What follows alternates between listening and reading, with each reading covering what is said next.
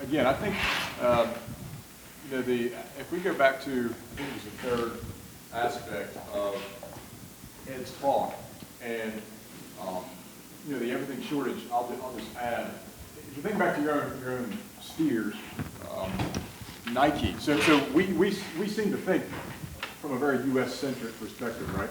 But Nike and supply chains, Vietnam makes virtually all of Nike's apparel, and the CEO of Nike mentioned that currently it's taking 80 days to get shipments from Vietnam to the ports in the United States. It used to take 40, right? And so we tend to hear from the media that it's the port's fault, right? Which the port's also, 70 ships stuck out there before the pandemic. One at one time would be the most, that's not even a backup, right? So you just didn't see that type of thing. But the issue in Vietnam was you still have, in some countries, in particular Vietnam, lockdowns and plants not allowed to open, right? And we see it in India, Sourav might mention, in China with energy. And so we very much are an interconnected economy, and we do have to look beyond our own borders to really have an even greater understanding of what's going on. Any questions, I'll just go ahead and open it up now. I just wanted to add that. Unless Sourav, if you wanted to add anything from...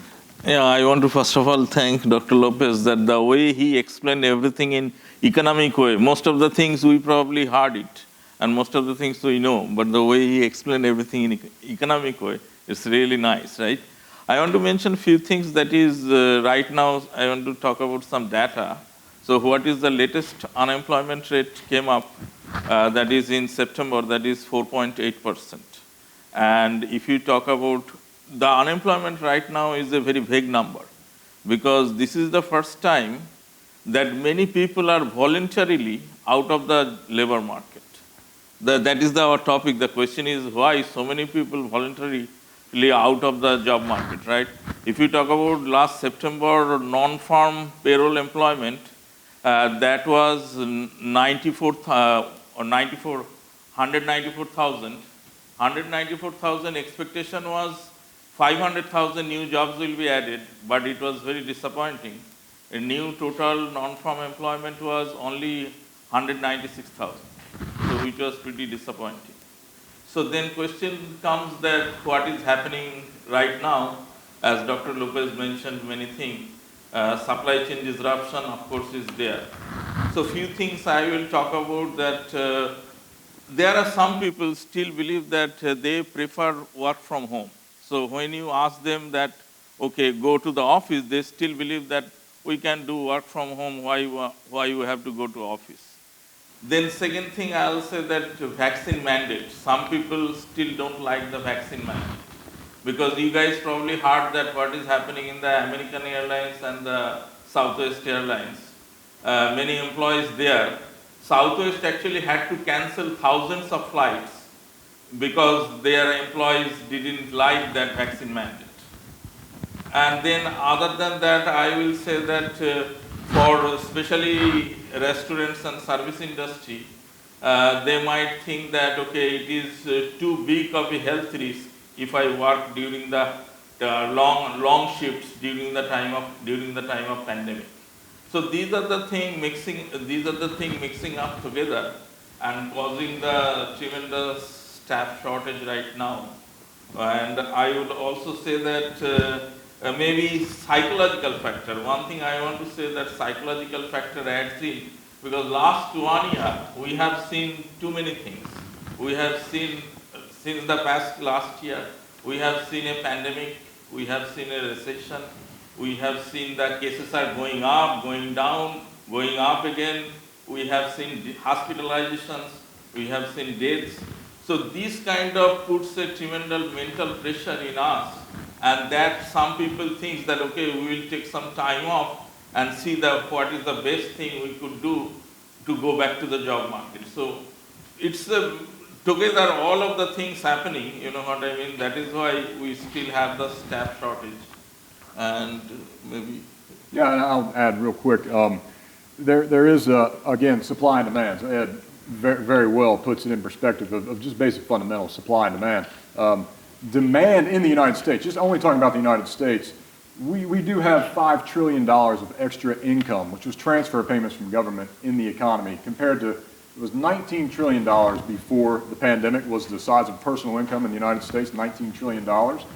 And that number was on a trajectory that was only growing by about maybe a couple hundred billion per year. So to go from 19 trillion to 24.5 trillion in just like that, right? The demand explosion was literally fantastic, right? It would be difficult in any economic situation, even without a pandemic, for supply to accommodate that type of demand. Supply, I think the latest numbers are we're still down about 5 million jobs in the United States, regardless of the reason that we could get into for sure, which we've talked about a little bit. But also the fact is we were on a pace adding 2.5 million jobs per year, so we really should be at 7.5 million more jobs than we are, not just the 5. And so when you think we're 7.5 million jobs down out of about 150 some million, we really have a reduction in supply. Yeah.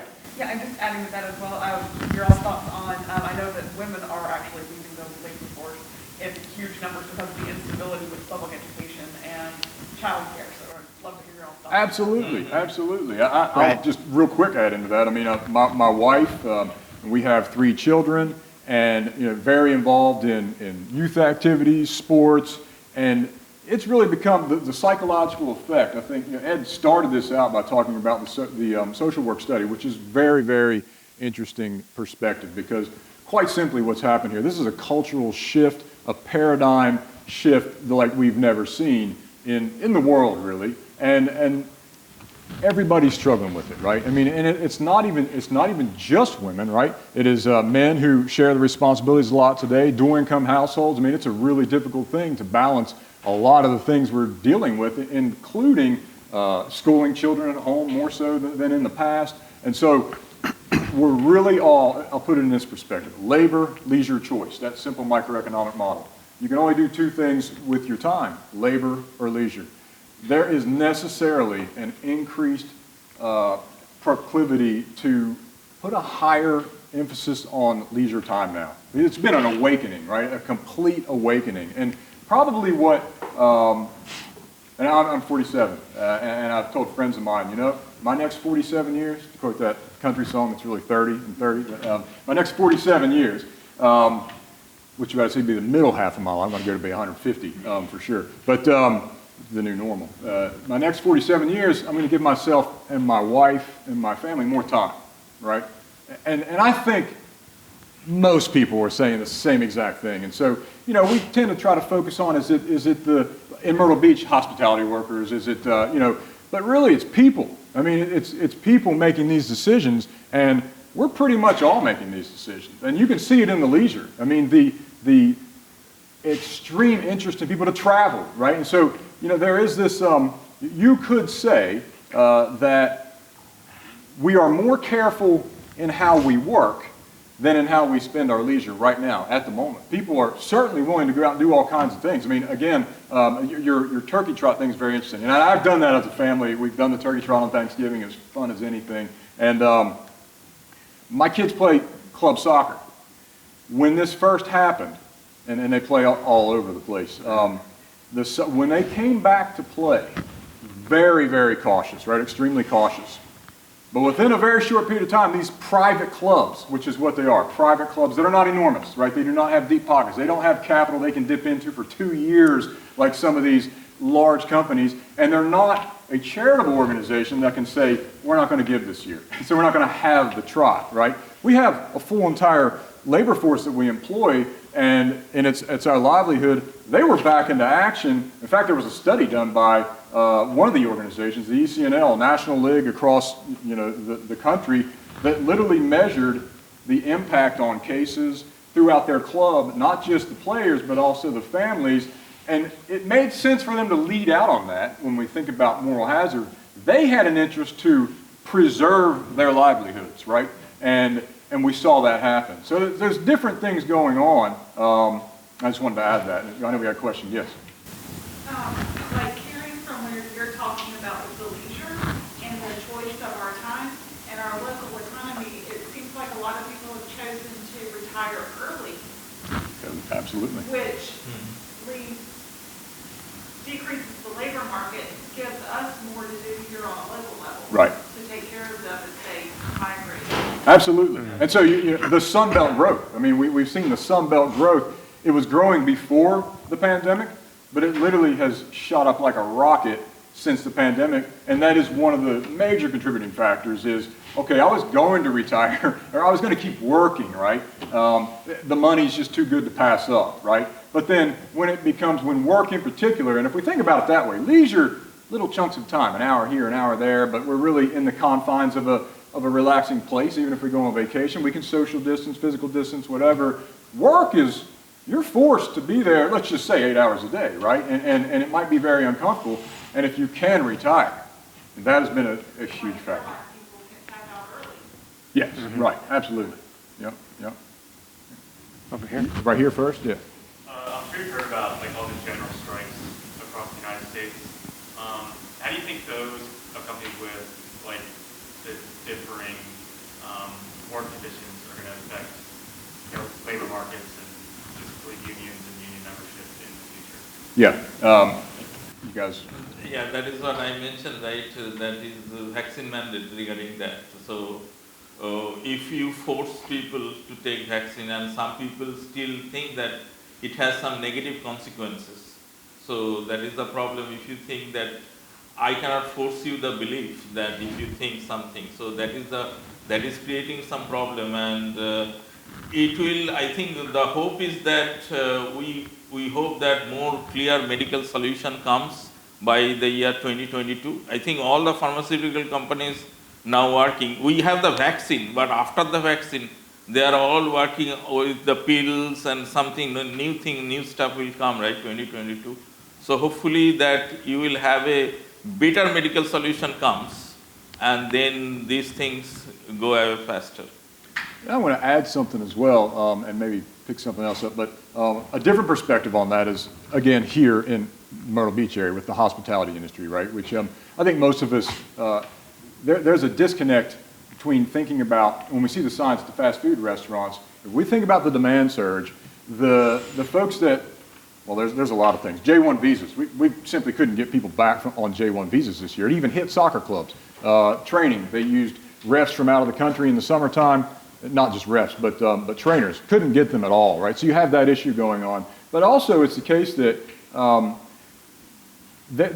it's not necessarily that everyone is working full-time in the restaurants to begin with, right? There's a lot of high school type help, those types of things. And so, but also the conditions certainly are not the most desirable conditions. And so they have completely legitimate reasons to say, hey, we want a little bit more concern and given, to us as employees. It goes into trucking too. Trucking is, my daughter works for Cisco, the SYSCO, the food services company, and a couple weeks ago out in Arizona, they had to stop delivery. They had no truck drivers. They literally said, you can drive to our place in Phoenix and pick up the food if you want, but we can't make deliveries. They're paying $20,000 sign-on bonuses, and it's pretty much getting close to $100,000 a year to drive a truck across town. You're home every night, right? Long hours, very hard work, but there's definitely something going on when that's not enough to bring people in, right? People are really making very significant calculated decisions about the kind of things that they want to do, right? I don't know if that answers your question. Let me jump in on a couple of points here. One of the things that that's driving this is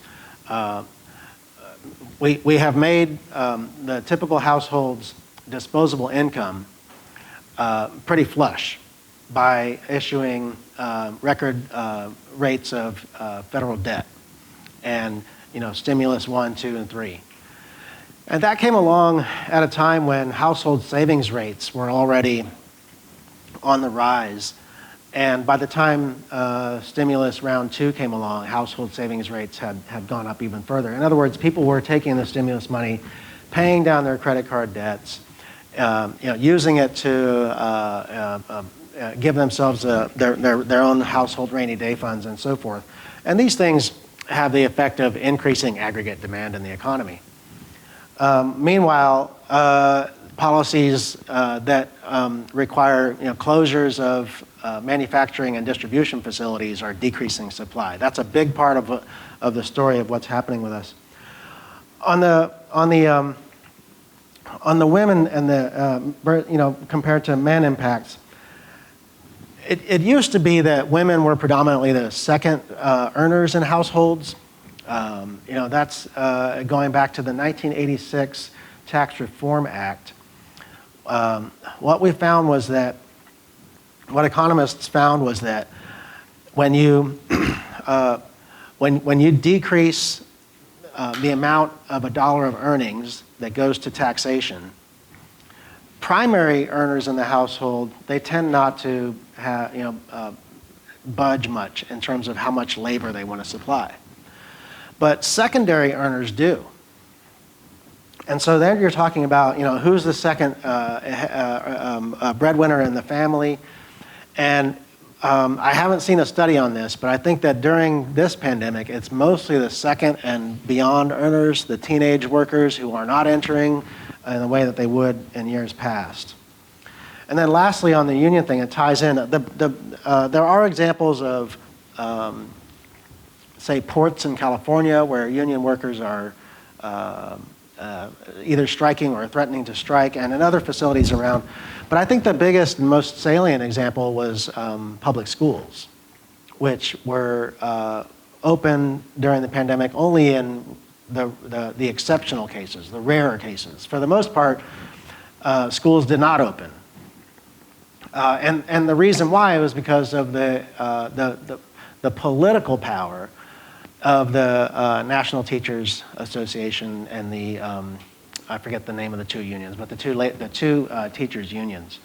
The reason I mention that is not to pick on teachers unions, although I think that every teacher I know, including my sister-in-law and my friends who are teachers, there's something different between how I perceive them and their priorities compared to what I hear from the teachers unions and their priorities.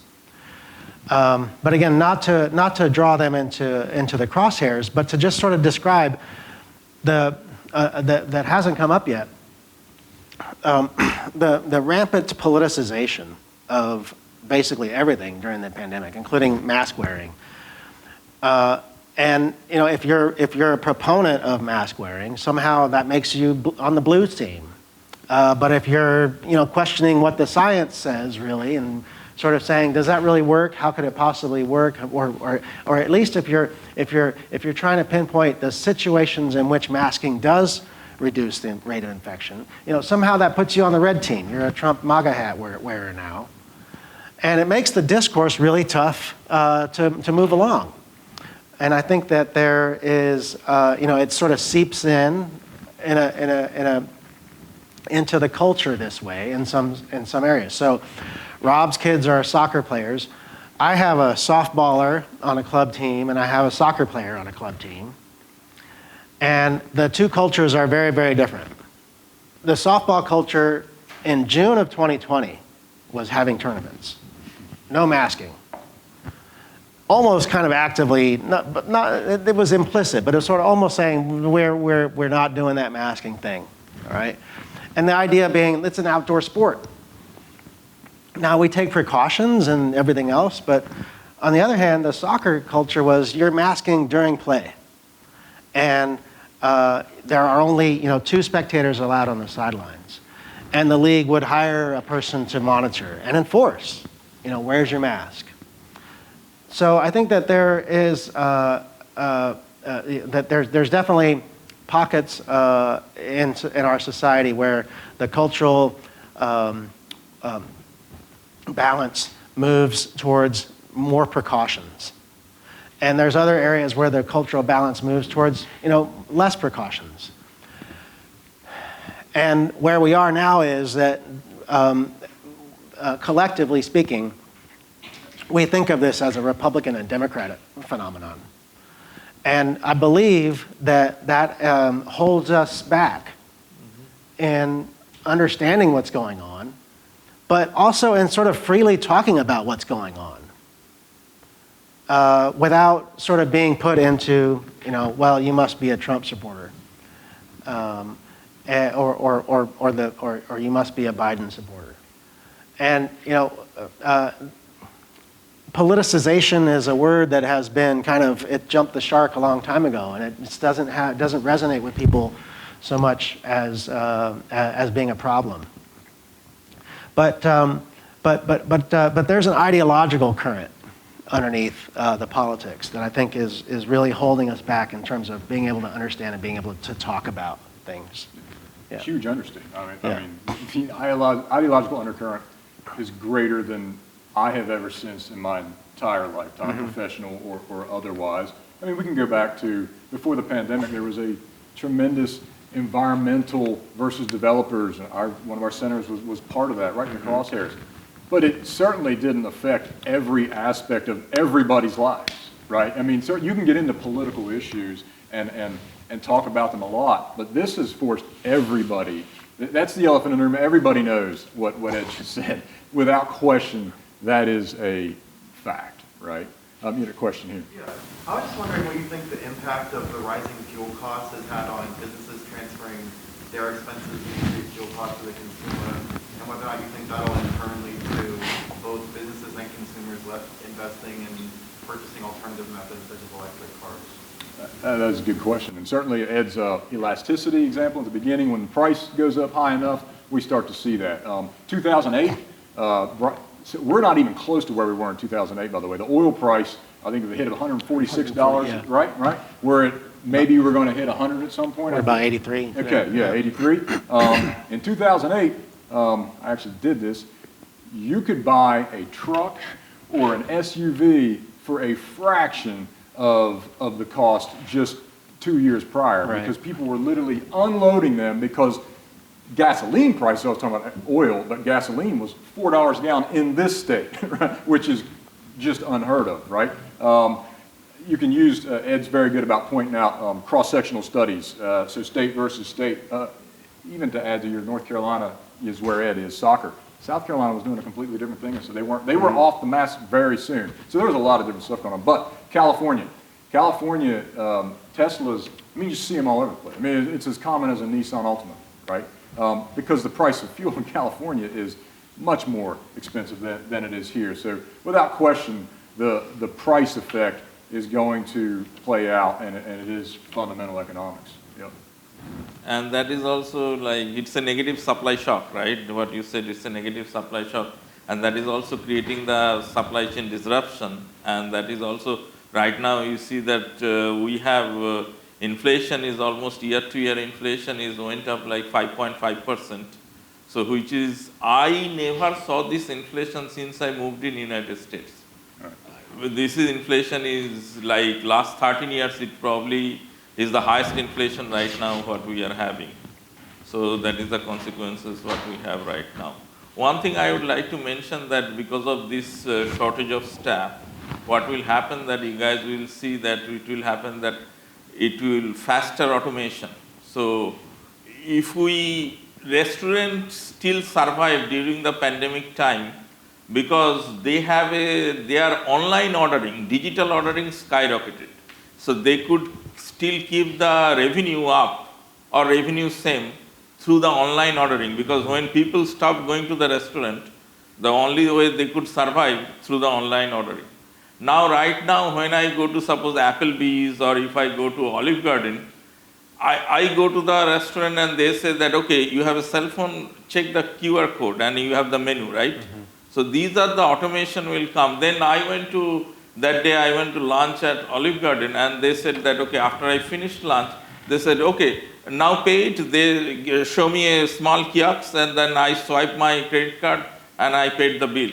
So basically what will happen with this shortage of staff, restaurants have to somehow keep afloat. So what they will do, they will go more automation. So that is what I believe. Yeah. I have a question about the immoral hazard. So was that there are 5 members of our family, all of us are in college settings at 4 different schools. All of them have mask policies. I would say this one is the most reluctant. The rest of them have, what we've experienced is there is a real fear from their administration to be the one to open that envelope if something bad happens. What's the incentive, or like, do you have incentives or ideas in your head that's going to finally take that, or? One of the things, yeah, I think ideas about how that comes undone. so one of the things that university administrators will typically say that they adhere to is to follow the science, if you will, which has become its own kind of a trope. However, I think that it does open up the suggestion that we should take an evidence-based approach to risk management. And just looking, not to change the subject, but to give you an example where I know a little bit more about what's happening. In the public schools, for example, the story for keeping them closed is that infection rates will be high because children don't follow the rules of behavior, the 3 W's.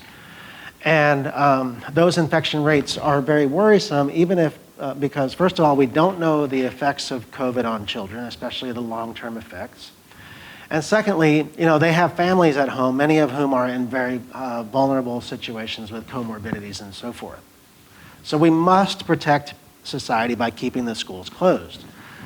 Well, when economists have started to look at what's happening here, Emily Oster, and using a form of an elasticity approach. Emily Oster is an economist at Brown University, and she's involved in a project that is gathering data from the schools. And what's coming into view, there's still a long way for the project to have a data set that's relatively complete, but what is coming into view is that schools that are open have case rates that more or less track the community rates. In other words, there's not a whole lot more risk of infection when schools are open compared to when they're closed. And in fact, if you think about the same behavioral children don't follow the rules approach, they may be more risky out of school compared to being in school. All right. Now, you might think that that's an opinionated statement, and honestly, it is. That is my opinion. However, the evidence also is there to suggest that schools are not very risky places for high cases. Now, but what about going home and passing on COVID to those vulnerables in the family? Well, each family knows their circumstances better than anybody else does. I have a friend, one of my closest friends, who the grandkids met the grandparents in the backyard with a plastic drape that had plastic extensions for the arms to go through so that the kids could give the grandparents hugs. Now think of that what you will. I kind of admire it, again, telling you my opinion. But I think it's an example of how if we were to devolve risk to people, to the level where people can make decisions who are closest to the consequences of the risk. I happen to know some other families whose grandparents say, well, screw it. I was about to say what they actually said. Sorry, I can't use that on while we're recording. But they're like, screw it, I'm going to die anyway, and I want to hug my grandkids. So what we have there is two kind of extremes that help to illustrate the manner in which, if we look at the evidence of how risky a thing like keeping schools open is, or to speak to your question about removing the mask mandates on college campuses, if we look at the evidence of how risky that is, it's not uniformly supportive of the decisions that people are making under this immoral hazard, as I've called it. And secondly, just, can we have a little bit more devolution of that risk?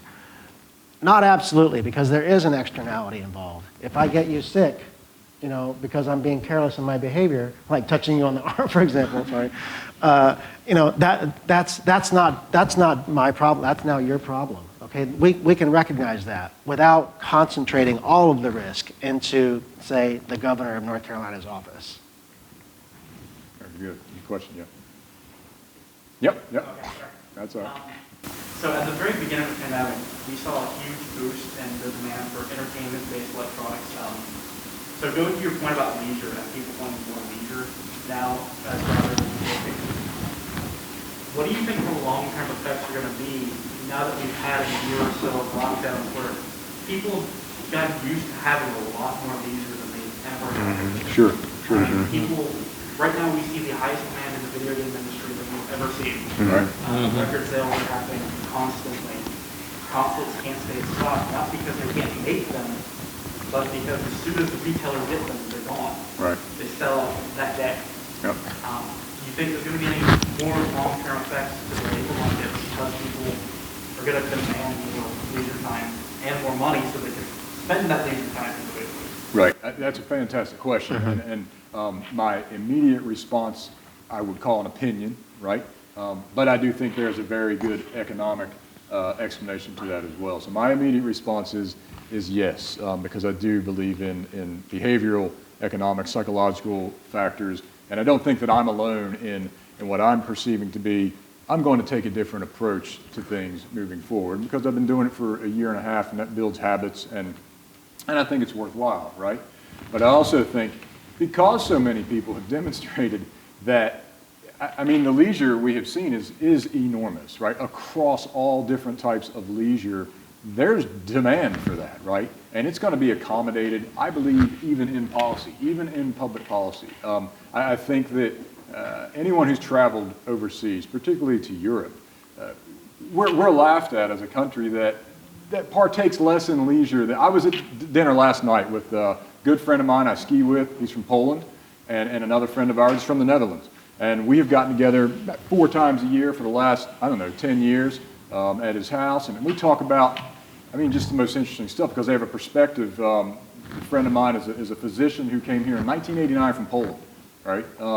And very interesting perspectives of the things. And when you showed the picture of the Russian president, I was reminded of 2 years ago. I was in Utah skiing when the pandemic hit, all right, with a friend of mine, the physician, and another physical therapist, right? So it was with 2 medical professionals, and here I am, just this economist, watching this thing. We're watching BBC, because that's all they watch, right? And so he was telling me that what he saw back in, before 1989, they would take a belt and put the toilet paper on it when it came available, right? When that came available.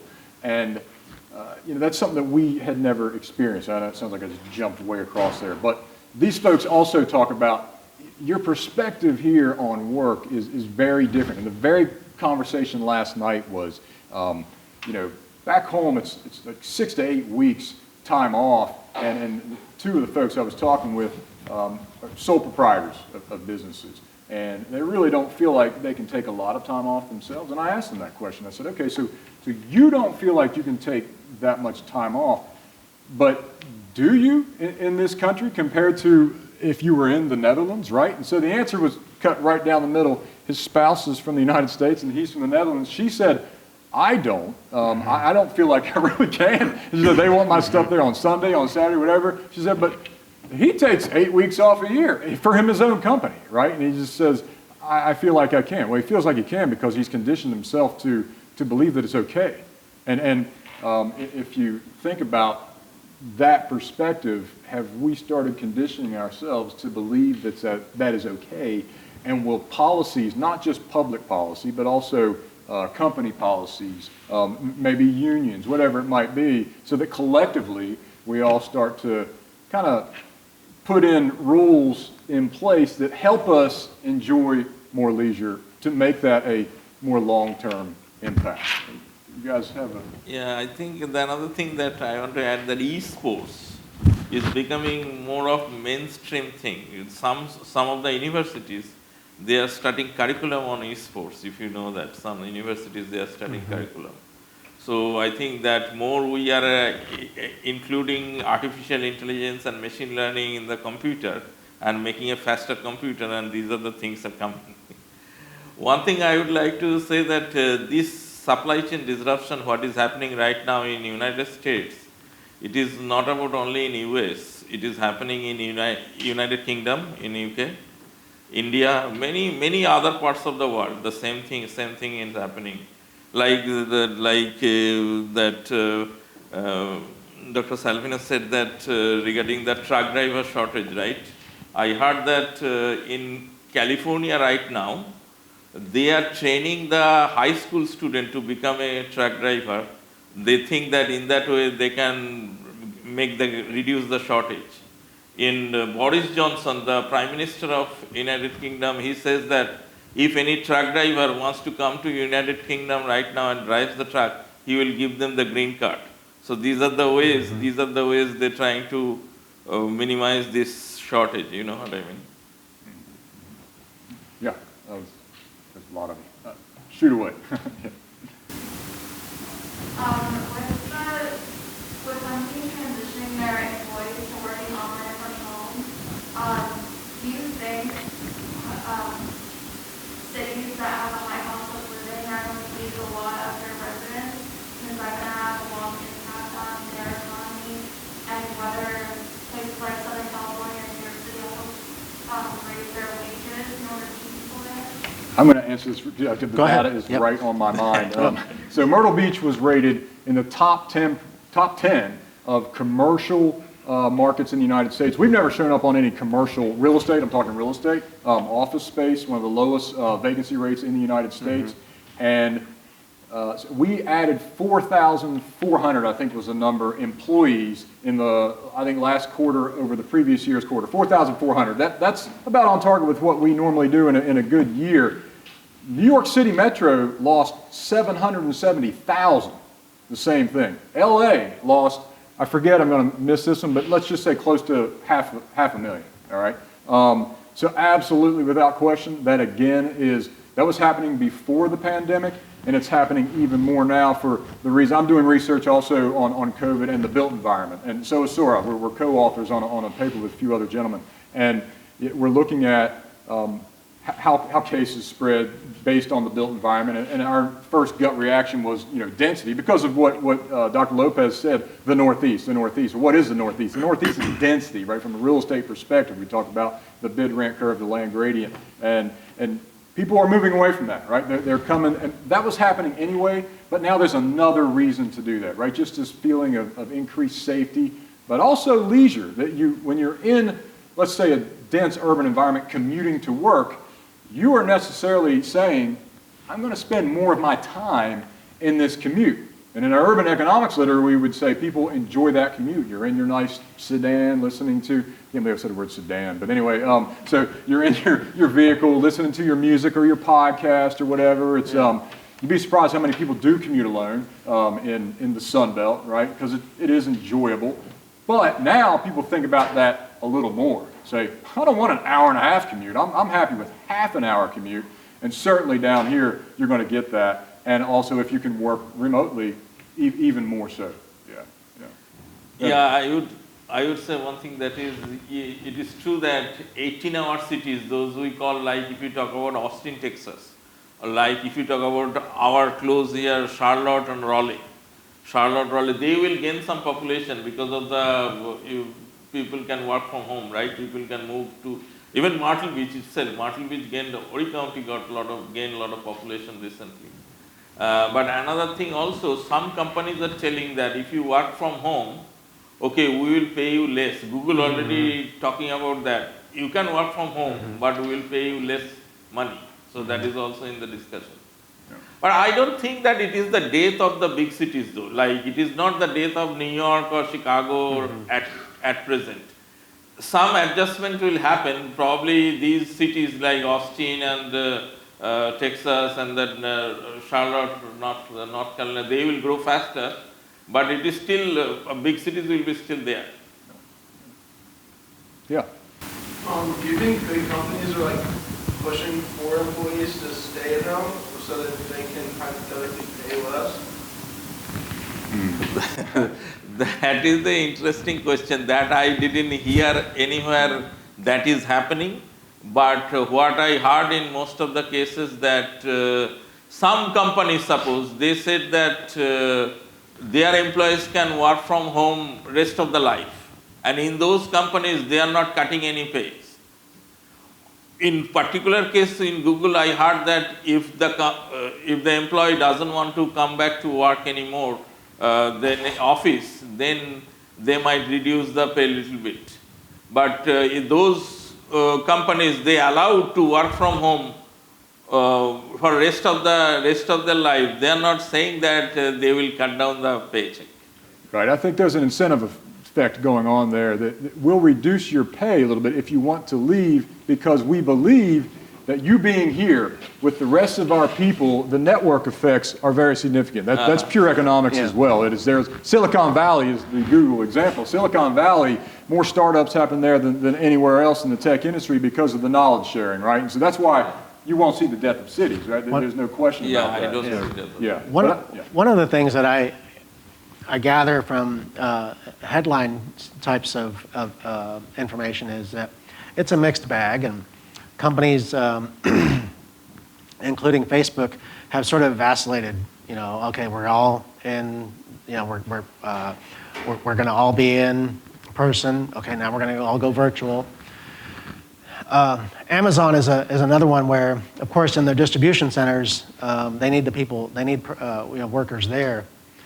But recently, from the top, Amazon has sort of devolved the decision to team directors. And I'm not exactly sure how big a team is, but it's much smaller than the whole company.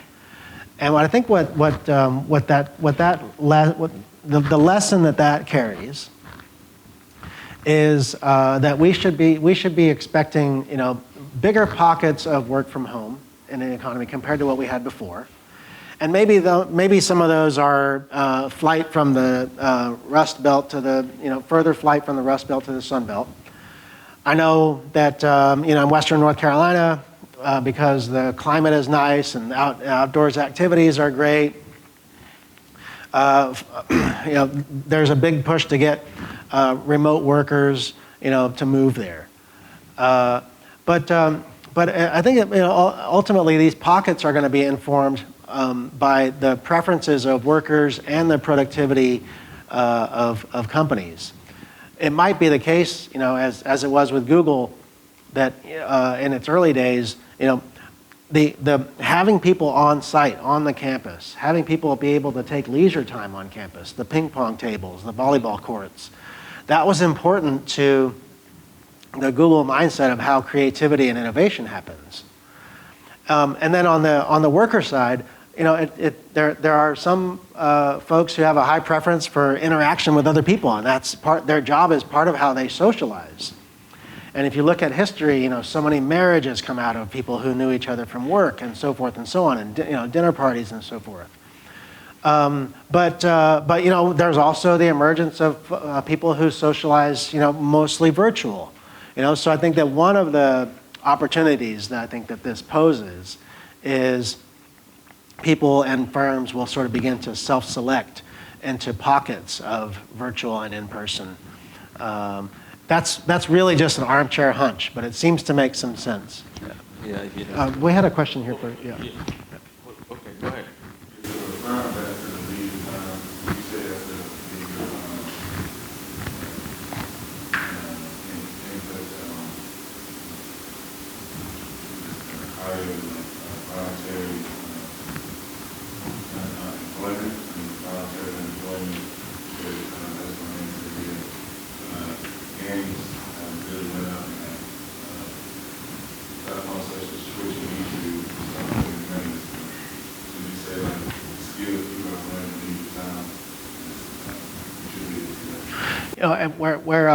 As I mentioned, in Western North Carolina, a big portion of the economy there is geared towards outdoor activities.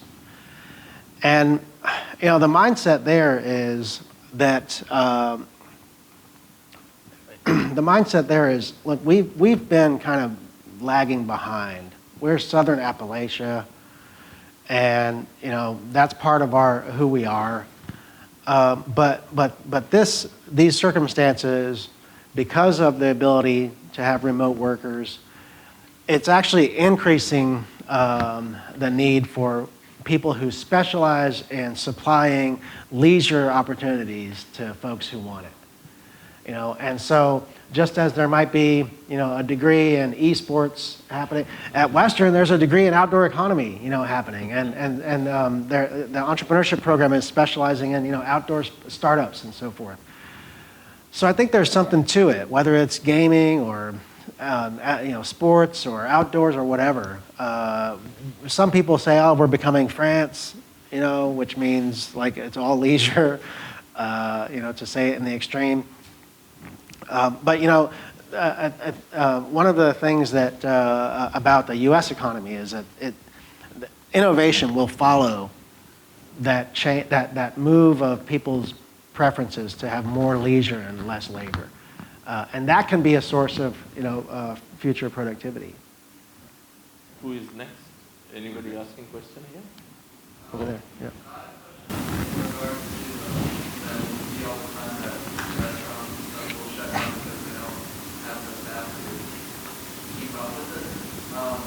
In regards to the supply and demand chain, we've been having trouble getting supplies onto the shelves. I know you referenced the Nike element that the shelves are bare, 8% bare. Do you think we're going to see a similar situation happen where these small like mom and pop stores that don't really have the capacity to fill up their shelves as reliable as bigger chains start to shut down because they're not able to get merchandise on the shelves? I think that's happening, and it's going to continue to happen. It might not be, as I may have suggested, focused solely on the small operations. Some of them will thrive because they have, a community built around them and so forth, and maybe they're not so dependent on international supply chains. But others are going to, just sort of not just shut down for the rest of tonight's shift, but close their doors permanently.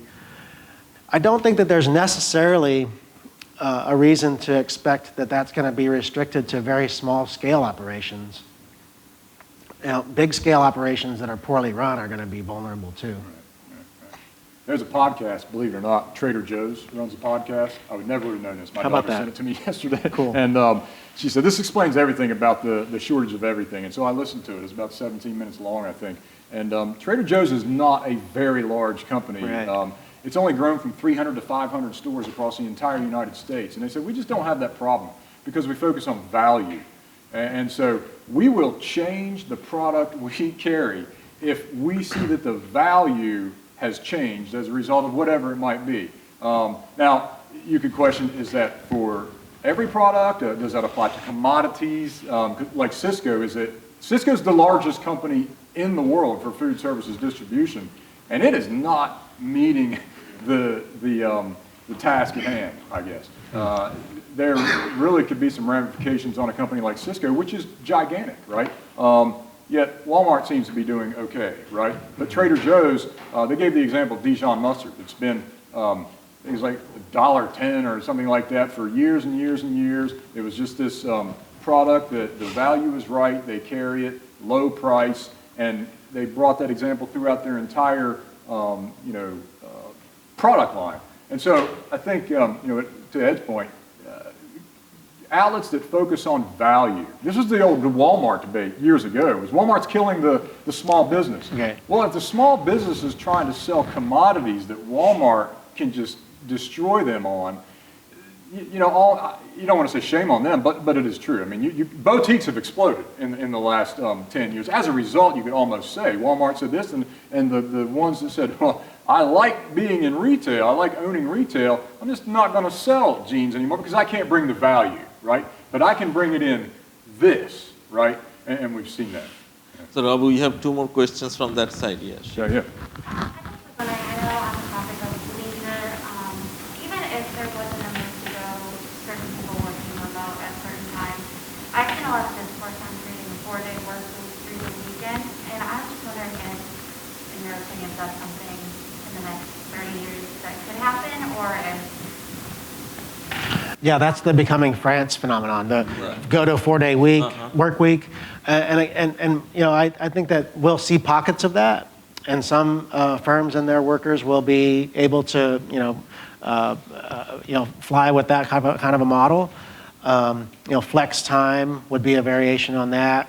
But I also can imagine there being, only a subset of that, whereas the rest continues with the conventional sort of 5-day, 40-hour-ish. One thing that speaks in favor of that possibility, though, is, and it goes back to the last few labor reports, hours worked is not increasing proportionate to job creation. So we have more jobs, but each, on average, working fewer hours. So there's definitely an aggregate detectable trend towards that. I just still think it's going to find pockets here and there. Yeah, I think some studies found that workers will be more productive if you have 4 days a week. Right. Like my previous institution where I moved in Missouri, they actually did the 4-week university. So right. Friday, university is closed, but student can come for the internship and service-related work. So that is very interesting concept. They call it Gold Friday. So that is very interesting concept, I believe, that I don't see that it is starting in United States, all over United States immediately, but we can see it as an experimental basis how that works in other places. We got time for one more question or comment. We have to, yeah, go ahead. Okay. Shoot away. Do you think there's any negative societal risk for being short-staffed with businesses and then making exemptions for, people to work that they wouldn't typically? You kind of clarified, making exemptions. My own experience from this other job that I had, last summer I was active orders, and when I came back, 5 people that I worked with had all left because of change management and actually became negative results. And that, with that, they actually stopped doing any kind of background checks or drug tests in orders, which then brought upon people who probably would like work. Sure. Are you talking about the mental health related issues? Mental health or? Like mental health checks or drug checks or? Yeah, background checks like that. Yeah. I actually ended up working with a couple convicted felons. Right. Yeah, I think I'd have to answer it. There has been a big push with momentum starting well before the pandemic years to figure out a way that criminally involved or judicially involved people, we used to call them ex-cons, we don't call them that anymore, could have better paths and on-ramps back into productive work. And one of the big impediments to that is check the box if you've had a conviction on your record. Interestingly, the removal of the check the box has its own problems. What a few studies have found actually was that it opened up an avenue for more sort of overt types of discrimination. Oh, your last name is Lopez, and I have a Johnson over here. Well, I'm going to choose based on last name. Or if there's a photograph, just sort of sizing it up. This person's good looking, this person's not. It's a complicated issue. The background checks, I think, would sort of fall into the same vein there. But I would say, look at the efficacy. Do these procedures, do these filtering mechanisms in your workforce really create a safer environment or not? And the managers out there who are good at deciphering that are going to be the managers who get ahead. And the ones that aren't, that just sort of fall back on, well, no, that box was checked, so I'm not going to hire that person, they're going to fall behind. All right, I think it's almost 3:30, so I just want to thank you again. Great questions. Thank both you guys for doing this, and Thank you. yeah. Yeah, one thing I would like to end that where we go from here. So one thing is very important is that supply chain integration. So supply chain backlog which is created right now, so that need to be sorted out. Second thing will be the price stability. Price stability will be very important. And third thing will be a better medical solution. So far what we have is the vaccines, right? Vaccines are working, which is very nice. But maybe we have to also think that maybe we have to live with this COVID-19 rest of our life. So if we have to live COVID-19 rest of our life, then maybe we need a better medical solution.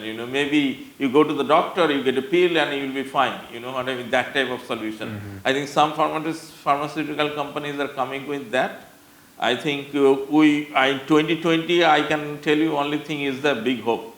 I think we can definitely have a better medical solution in 2022. All right. Okay, thanks Thank you very everybody. much. Thank you so much for coming.